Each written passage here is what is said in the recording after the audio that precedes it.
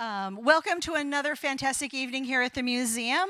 As you probably know, I'm Amy Smith. I'm the executive director here, and I personally want to thank all of you for coming out. I know a lot of you traveled from near and far to get here, so thank you so much for joining us this evening.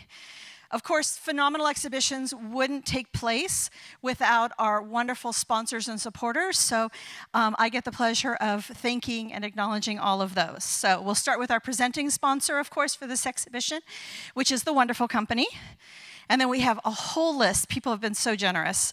The JHM Foundation, Barbara Patrick and Jean Tackett, City Private Bank, Sharon D. Lund Foundation, Christie's, Larry Gagosian, Phillips, the James Corcoran Gallery, Kathy and Steve Hare, the Inspiration Supporters, the Philibosian Foundation, Mark Grossberg, in memory of Jackie Arjanian Cardalucci, the Craig Cole Gallery, in memory of Marvin B. Meyer, Brian Gross Fine Art, the Fahey Klein Gallery, Bakersfield Built Foundation, and finally Laura S. Malzahn. Thank you again also to Joan, Quinn, and her family, and to our BMoA Board of Trustees for their continued support.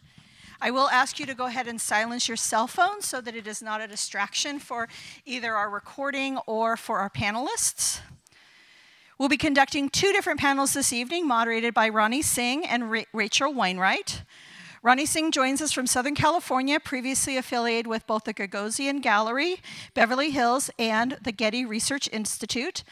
And Rachel Wainwright, of course, is our museum's curator of collections and exhibitions, and the person responsible for this exquisite exhibition. So without further ado, join me in welcoming Rachel and our first set of panelists to the stage. Thank you.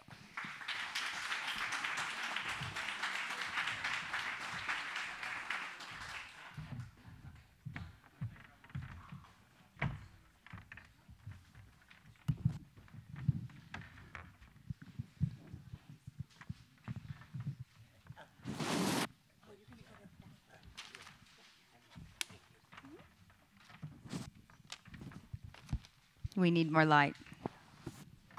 Okay. Curtis, can we get a little more light, please? Thank you, Zane. Well, I want to thank everybody for coming, and thank you, Amy, for introducing myself and our other moderator. Thank you. Many of you have made the trip here from Los Angeles, so I appreciate that.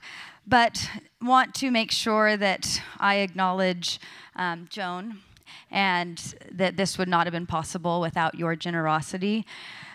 You continue to bring people together, and it's been a pleasure to get to know you through your collection and all of the relationships that you've formed. You're continuing to form here. This panel has been part of the program since we started planning this exhibit. You know, the scope of this exhibition is incredibly wide. The collection is even wider. And when we decided on the theme of the show, narrowing it down to 3 decades within the Quinn collection, realizing what a unique opportunity this was to get as many of these artists into the same room and how special that would be. I'm honored to be sitting with an incredibly unique group of artists here with a variety of viewpoints, very diverse work. So we're going to be kind of tethering them all together in unique ways as we go through this conversation. But I thought I should talk a little bit about the exhibition and how it's laid out, as that is how we organize this discussion as well. And you know, when I first saw the Quinn's collection a couple years ago, came first to their private home, and I've told this story, but realized that this wasn't a normal major collector that I was dealing with. This was a collector who had personal relationships with all of the artists. As you walked through the home, you were introduced to Chuck's work. Oh, that's Laddie's, or that's, you know, and it was a very familiar walk through the space. And then I've worked with many of these artists before, realizing how tight this network was, especially during this time period. And when you look at these 30 years, you know, I think one of the first pieces that was bought by the Quinns was in 1968. It was a Billy Al Bankston piece. So the 70s really starts this story. But what also happened during those 3 decades is important in the trajectory of art history, in that it's a period that put Los Angeles on the map as a countermarket to New York. And it's also a period that we witnessed a great diversification in the art that was being made by the styles and the materials that were being used, but also in the artists that were getting recognition. So very complicated, a lot to cover in this exhibit. But what I kept coming back to as we were making selections for the checklist was that as much as I wanted to lean into the academic exhibition or historical exhibition, we could not take the Quinn and these connections and these friendships out of this space. And I think that you feel that as you're walking through, and used some tools just in the layout. You know, of course, you're introduced to Joan and kind of placing Joan and her, contextualizing her within this period of art and the work that she did editorially and the interviews that she did through the Joan Quinn profiles in the first gallery, but then looking at the work and starting to make connections between each artist's work as they're hung. And when I had the opportunity, pulling one of the portraits into that space, so then you could look at how an artist who deals, you know, is a traditionally abstract artist would approach portraiture. So the show is incredibly rich in that regard, and a lot of themes are covered. And that's why I'm excited to talk with you all tonight and the second panel as well, to hear more about individually. Because really, when we put the show together, it was about the collection. And now I want to focus on each of your work and explore that, and really starting the conversation with, I know both panels want to dissect and explore, you know, what made this period of Los Angeles so significant. And this panel is, you know, the California ethos and how that informs each of these artists' work. And starting the story with the 1960s, you know, the decade before this, most of the work on display it was made, and thinking about the 1960s in Los Angeles is in this incredibly important historical moment where there were major shifts. You know, we have the birth of conceptual art. We have all of all countercultures, rock and roll, and the civil rights movement, and what that, you know, historical bed brewed and allowed in the coming decades.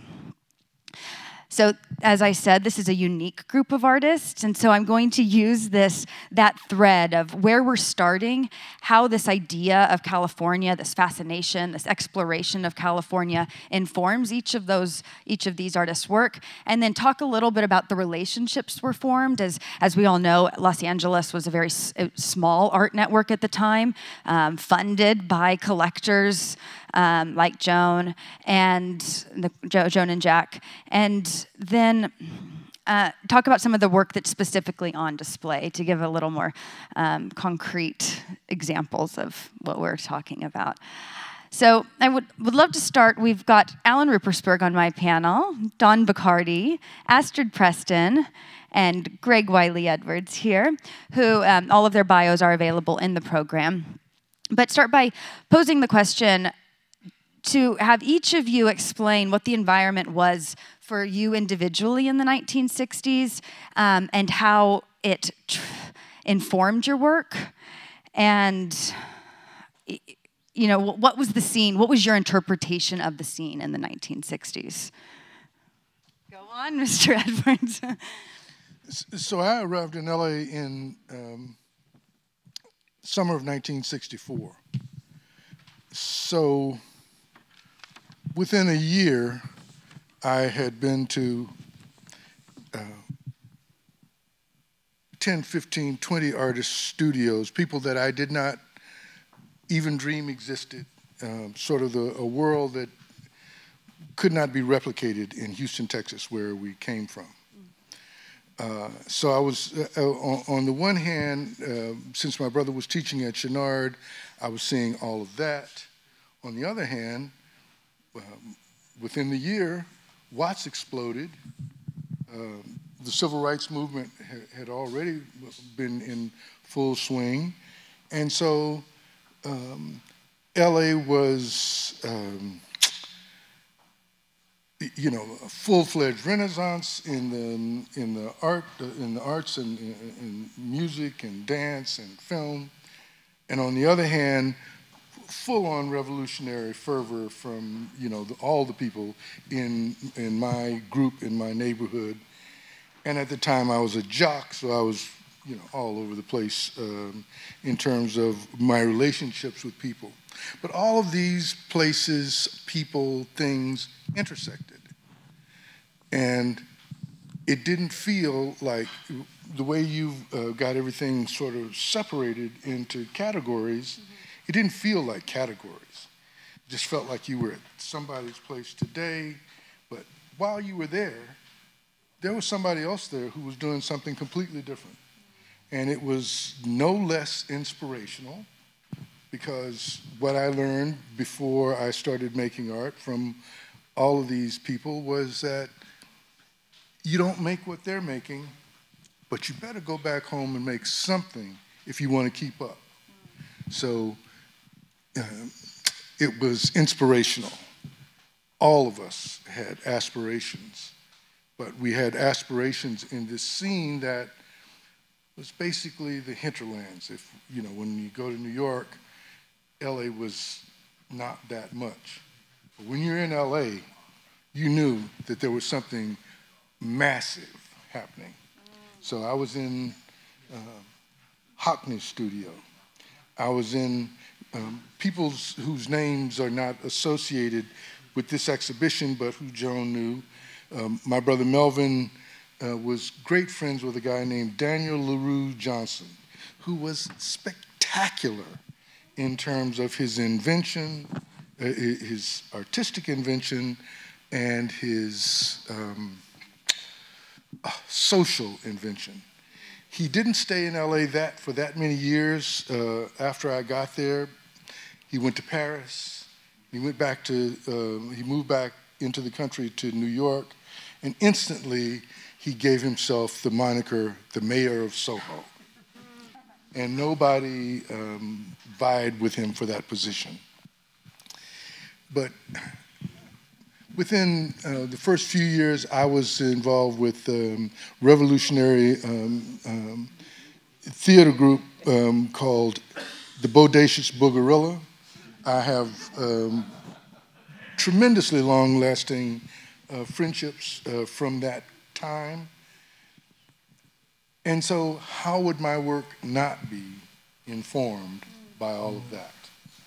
You know, you go to Larry Bell's studio and there's this big monstrosity of a machine, and you know, art is supposed to be painting and drawing, and this guy's doing something that is used to make mirrored sunglasses. I mean, I don't get it, you know, and it didn't matter that I didn't get it. Nobody explained anything to me, but I was around long enough that it made a difference in my life. I still love that stuff. I don't want to go on, but I could go on. Well, and I have so many follow-up questions, but I want to give everybody else an opportunity. Alan, why don't... I have to, you want to talk about relationships and interactions. Mel Edwards was your brother? Mel Edwards is my brother. Is your brother. Well, that I didn't know, and I knew Mel. I had met Mel at the time I was at Chenard, and I also have to remember Daniel LaRue Johnson was also at Chenard, and I don't think I really knew him, but I knew of his work. I knew him of him somehow. So automatically, when somebody starts talking about this period, then I already know things I didn't know before. Yeah. And that it's great, you know, because it is that world of connections and things that were just there. And, you know, I have to say that Chouinard changed my life. I mean, you know, I came from Cleveland to be a commercial artist. And, you know, after a year and a half, 2 years at Chouinard, and a couple classes with, you know, Emerson Wolfer and a few of these other people, all of a sudden that commercial world just disappeared. Yep. And you got involved in this world that was developing in LA at the time. And the connections that were made there, and, you know, some of these people are here tonight too. And so after a couple of years, it was like the world changed. And then I really got into LA. And some other colleagues of mine, we opened a cooperative gallery on Melrose called Gallery 66. And we weren't even out of school yet. But, you know, we started this cooperative gallery as a part of transitioning out of school and entering the LA community. And so, you know, we ran it for, I don't know, a year and a half or 2 years or something like that. And in LA in those days, you could do such things. I mean, we had a storefront. It cost maybe $100 a month, you know, to have a full-on gallery that, you know, maybe half the size of this room. And then, you know, it kind of grew a little bit, and one day Joe Good came into the gallery, and we thought, oh, wow, you know, this is really, this is fantastic, you know. I mean, one of the LA, you know, artists that we knew of, and he would come in the gallery, and Walter Hopps would come in, you know, so it was just like this snowball of once you got out into it, and like you say, you know, you can go on forever with stories about that. But, you know, you're also dealing with the mid-'60s, and like, you know, LA was like ground zero for the counterculture and for, you know, you mentioned Watts and all of this kind of stuff.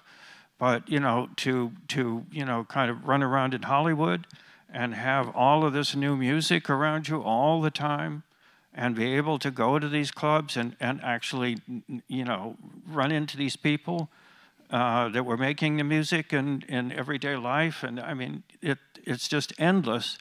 And I think that one of the good things about this idea here is that I've always felt that there's so many stories and there's so much history in the kind of unknown parts of LA, just like, you know, you're trying to bring out, that is not known. Yeah. You know, they know this part and this part and this part, but, you know, there's just endless history that is not recorded and not known about all these relationships, and the fact that, okay, we know it was a small world at that time, but it was still a very big world. And then that world just kept expanding and expanding and expanding. Yeah. And so that's a history that's not written down. Mm-hmm. Yeah. Astrid? Yes. Do I have to push anything? I think you're set. Hi. So for me, those were my student years, the 60s. And I was just learning and taking stuff in. And in terms of art, UCLA had the White Gallery then, mm-hmm. and they had a wonderful show. I'm not sure if it came from Paris, of Impressionism. And it was very powerful. And then I also used to go to the galleries on La Cienega, and that was very exciting. So surprising, and I didn't understand what I was seeing, and that was all good. And but toward the end, well, I should admit, mid-'70s, so I made some friends. So my first friend at UCLA was Larry Gagosian, because I was an English major, and he was too, and we were sitting next to each other. So we'd end up taking most of our classes together. And, you know, like many of us, we didn't know what we were going to do. I knew I wanted to be an artist, but I didn't know if I could really be an artist. And, you know, as a career, it's something I just did. And then my most important friend was Lita. We met at UCLA, and we were both working in the library. And we've been very close friends ever since. And through Lita, and Lita at that time was deciding, I don't know, she was deciding, do I want to be in theater or do I want to be an artist? And I had said, because my sister was in the theater department, I said, I think, with an artist, you can always be an artist, you're not waiting for calls. And yes, she's managed to do both parts in her career now, which has been wonderful to watch. And Larry has a successful career too. So, great friends, not a lot of friends, but really important friends. And then Lita introduced me and some other people to a lot of the students at UCLA after everybody had graduated. So I became friends with Lauren Madsen, Ellen Zimmerman, Don Suggs. So we all met them all in the late 60s. But I got married in 65, so I didn't have quite the wild life of many artists of the time. A lot of the other men I knew were all trying to avoid being in the drafted. And so that was student deferment time. So. Thank you.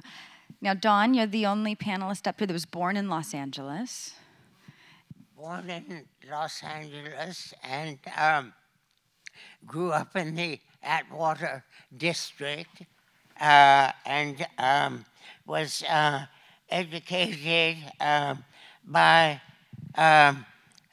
my mother, and who was a great moviegoer, dedicated to movies, and taught her two sons, my older brother Ted, who was 4 years older than I, and she took Ted and me to the movies with her. We were her companions.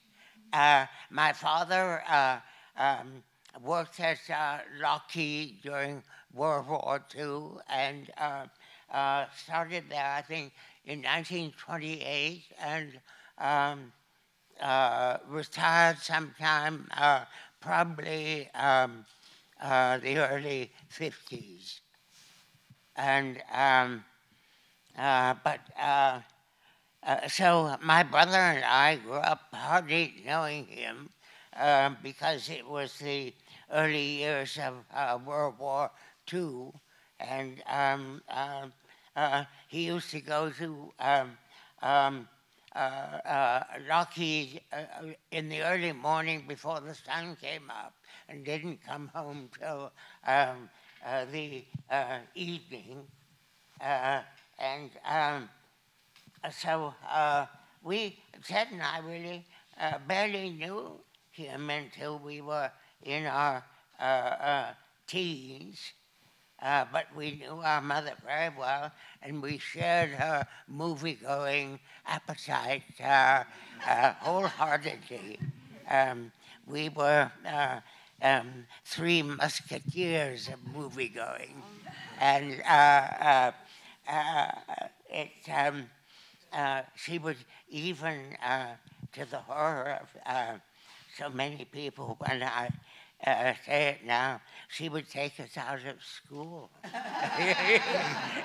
on a weekday, and because she was itching for a movie downtown, and would take us on the red streetcars, and it was so wonderful, not only to be introduced to those big movie palaces at very early ages, both Ted and me, and we shared her lust for movies wholeheartedly, and hardly dare mention the movies to our father, who was, it was World War II, he was working the swing shift and sometimes the graveyard shift.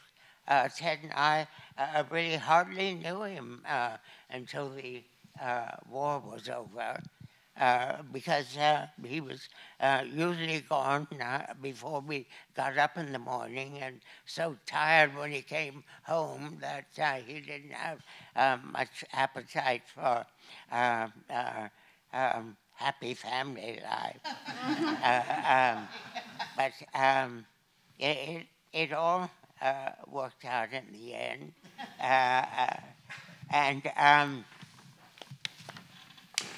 I got my interest in drawing from copying clippings of movie actors in all the movies I was seeing. And my mother had to silence both my brother Ted and me because my father wasn't to know that he was spending his hard-earned money from Lockheed on downtown movies in first-run movie theaters. But we were there very early in the morning for the cheap prices. And so that excused us a little bit, maybe. It was a wonderful life for me, those early years. And it wasn't until I was 18 that I met a British writer, Christopher Isherwood. And how did I meet him? Because he was not only homosexual, but very queer for young men's legs. And my brother had a pair of legs that I often heard Chris say were the best he'd ever seen. And mine weren't quite as good as Ted's. He would never admit that. No, they were that's a good thing. But I heard him tell other people. But despite my thinner legs, we got on very well together. Let's see, 30 years older than I, and he was living at the time in the garden of Evelyn Hooker, who was a psychologist whose main subject was homosexuality, male homosexuality. She was teaching at UCLA, and her husband, Edward, was a literature teacher, also teaching at UCLA, and horrified to have an 18-year-old who could pass for 12. I did often get into movie theaters for the child's price, which was 25 cents in the morning. Dawn, thank you very much. We're gonna take the next question now. That was wonderful. Through each of those answers, there was some, very iconic California. You talk about Larry Bell and the use of experimental materials already, Joe Good. So you have these artists that are already, testing the boundaries of, or in questioning, what is art and what is capable of new material or the use of new materials. How, in each of your bodies of work, do you feel that your work either informs or enforces a truly California ideology? I'm looking at you, Astrid. I was looking at the crowd. Well, let's talk about this piece first in the show, because am I too close? You're good. It's okay. Yeah. So this is, I was doing drawings all through the 70s. And in the 80s, I started painting again. And I was driving to Hollywood to work, and the freeways were captivating to me, and part of the car culture, and so that was part of that, not glamorous part of the car culture, and the freeways, and so just combining this thing of this beautiful sunsets, which the orange freeway, but with the acid yellow sky, which is the downside of LA, you know, how people see it from the outside, you know, the noir side. And it was my conceptual painting, because I had the idea to do a freeway and then, oops, flies. And so I was dealing with that part of LA, driving part of LA in this particular piece, but then it evolved to more notions of paradise, because I really think LA is paradise. And, or we can make it paradise, or California, the world. And so a lot of my paintings deal with that notion of trying to find that wherever you are, and trees are paradise for me. Yeah. Trees and gardens and plants, and so I've stuck to nature painting to express that, which I think LA is a garden. I mean, people think of it, right? We have the beaches and freeways and darker things, but we also have so much beauty here, so. Alan, you know, the birth of conceptualism, you are one of the grandfathers of conceptual art, and should I say grandfather? I'm sorry. But I do think that, yeah, you know, the California vein of conceptualism, it was more humorous, more abrupt, maybe. How do you feel, though? Do you feel like your work is Californian in any way, American? It's all of that. Yeah. You know, when there's a lot of avenues to talk about that, but in the early days of what was then, you know, called conceptual art, it was like a big tent. And it was what I think, and I'm sure of, it was the last kind of international movement of the 20th century. So there's a big history there. But, you know, at the beginning, like I say, it was a big tent. And then years later, critics and people began to notice that there was a distinct difference between what was made in New York and what was made in LA. And then, you know, this category of West Coast conceptualism was born. And, you know, it's kind of obvious. In retrospect, it's kind of obvious because there is a big difference between the kind of work that was made in New York and the kind of work that was made out here. And, you know, somebody coming from the Midwest in the 50s, growing up in the 50s, you know, there's you know, that's in me. And you mentioned humor. There's a lot of different aspects of the work which is now called West Coast conceptualism. And, you know, it's far from me to, you know, define all of that, but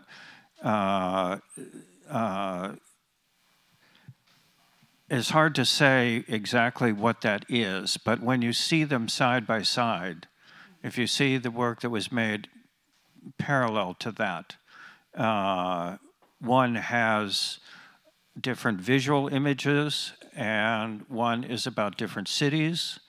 You know, the East Coast is very much about New York, and the West Coast is very much about LA, even though San Francisco comes into the equation also.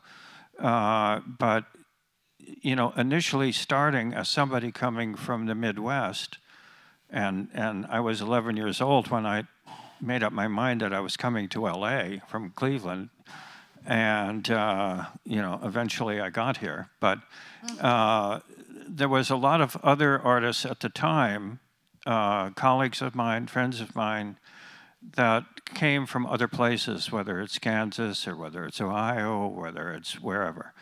And LA becomes a subject. So I think that in a lot of the early, now West Coast conceptual work, you see LA as a place. It's very much, you know, about a location, it's about its history, and you explored it in a way that, you know, you could do in those days. I don't think you could do it now anyway. But you had this full access to explore this incredible world, which was you know, just so different than anywhere else, whether it's Hollywood or whether it's downtown, or, I mean, it's just, it shows up in the work. Yeah. And it shows up in a lot of artists' work who was here at the time, and colleagues of mine, friends of mine. We were all kind of involved in, what is this place? You know, this is a weird place. Yeah. And what makes it so weird, and why do we like it? Yeah. You know, we like it because it's so weird. And maybe it's changed because now it's, of course, more international and more homogenized and all of these words. But I'm very glad to be able to know that time when it was still, the 50s were still there, the 60s were there, the 70s. I mean, it changed maybe around the 80s, but, you know, that period was just rich for exploration. Definitely. Now, Dawn, when I look at your portraits, I can feel the California light in each of them, in the palettes that you use, and then knowing the balcony in San Francisco that you're painting on. Do you look at your work and feel like it is a truly a Californian portrait, or is that something that just is innate to you? Oh, I'm truly Californian. And LA, Hollywood influence, and it was really, I was educated more by movie going with my mother and brother than in grammar school until I met Chris Isherwood, who had all kinds of connections in Hollywood. And he loved the movies as a boy. And that was a big, an important connection when we first knew each other. And so we started after finding out we were very good movie-going companions. Chris began educating me in the very best possible way from my point of view. And it was his idea that I should be, I should go to art school. He paid a great deal of money for 4 years of education at Curator. And I showed my appreciation by going whole hog, going to, driving from our house in Santa Monica all the way downtown to Chenard and MacArthur Park, let's see, and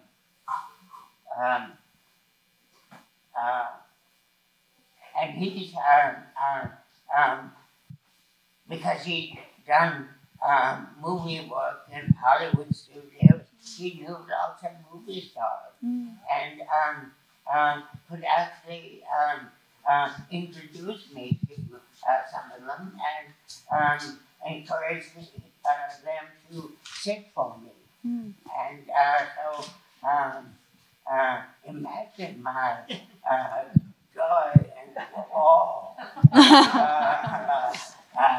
Once I've been educated properly at Chenard, I've learned from copying movie star clippings as a kid and got the full naked body treatment at Chenard. And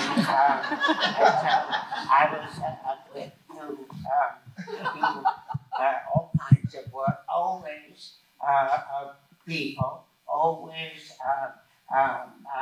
real people.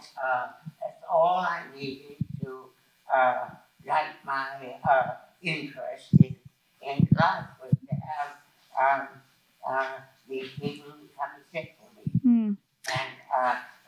I learned to draw from copying photographs of Hollywood actors. And when I tried it it was Chris who said, when we said, what do you do in your spare time? I showed him these drawings I'd done from clippings of actors. He identified every actor and even knew some of them personally. And said,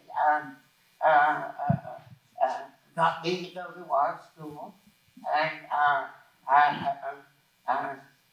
8 hours a day, and I was almost always back from 7 to 10 at night, and because I wanted to prove to him that he wasn't wasting his time and money on me, that I could make him proud of me. Yeah. I'd like to shift the question just slightly, because we are getting close to our time, for you, Greg, and ask, what challenges or freedoms did being an artist on the West Coast provide during this period? Well, coming from Texas, Microphone. I'm sorry. That's okay. Where we were basically slaves, and then moving to LA and landing in this, bohemian hotbed. I mean, so there's more freedom than I could ever have imagined existed. For one thing, there were no Asians in Texas, none. Or if there were, there would be a Chinese family owned the corner store, something like that. But my year of high school, at Dorsey High School, there was a third black, a third white, and a third Japanese in that school. So I met, it wasn't a big deal to meet somebody of Asian ancestry. And so I met guys like Nobu Hadeshi and Mike Kanemitsu. It was decades before I learned that Laddie was a student of Kanemitsu's. So I came from a segregated situation to a situation where everybody was studying together. So that was on the freedom side. On the other side of that was that town's on fire. The National Guard's in the street. Their guns are pointed at us, not at our friends. So, there's a tension that, as Al was saying, it can't be replicated. I mean, it's just, you had to be there, and if you were there, you had your own visceral reaction to it. And if you've got that kind of emotional thing going on inside, then when you're painting, when you're drawing, then all of that becomes very important. But having had this the freedom to see that all my life I had known that the history that we were taught in school was incomplete. Getting to California, being around the people I was around, I had the freedom to explore. I was introduced to Africans, real Africans from Africa, at my dinner table at Thanksgiving. So I got a chance to hear all of the things that were in my heart that I had to keep locked up while I was in Texas, because you would get in trouble. And I did get in trouble for saying things that were provocative, shall we say. So the drawings that I was making in this late 60s, early 70s were what came to be called Afrocentric. At the same time, my entire life was informed by abstract artists. So, there's no real way to separate any of it out.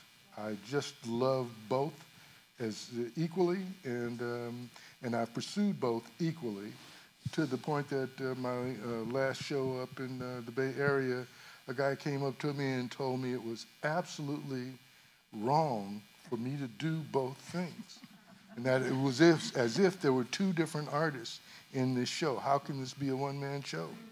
It was, you know.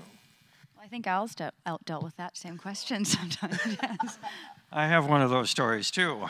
You know, that somebody who is probably genetically not possible to make the same thing more than once. That some of my early shows would have some drawing, they would have some photography, they would have some of this, some of that, and people always thought, well, it's a group show.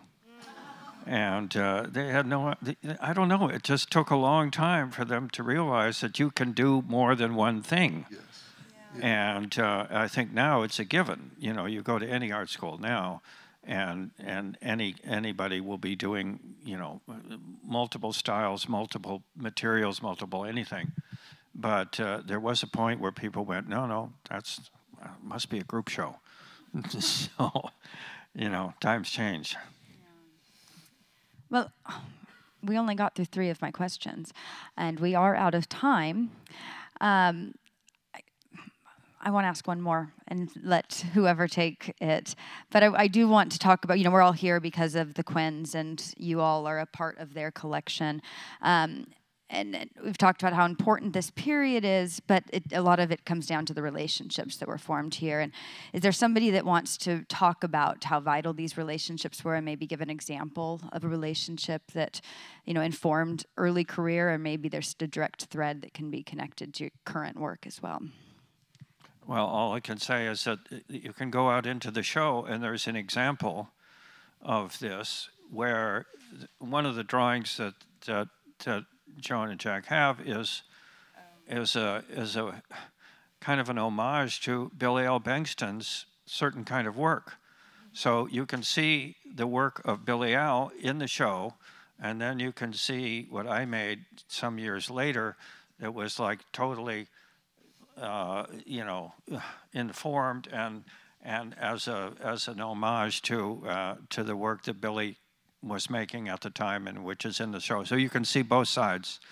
Yeah. You enter into show. the December and see the Dinto by Billy Al, and then at the back of the space you see your unauthorized biography of Billy Al that's on crumpled paper. Yes, so it's a great connection. Well, thank you to each of you. We have about a 10-minute break. It was going to be longer, but grab a glass of wine, and then we will have our second panel. Thank you.